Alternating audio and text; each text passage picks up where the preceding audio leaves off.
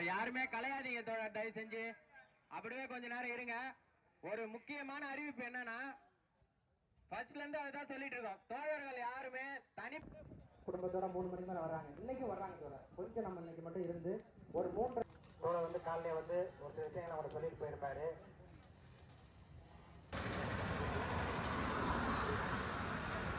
எல்லாருமே உட்காந்துருக்கீங்க. இப்ப இங்க எல்லாரும் உட்காந்துருக்கீங்க. பின்னாடி இருக்கிற சேர்ல இருக்கிற 4 பேரும் சேர்ல உட்காந்துருக்கீங்க.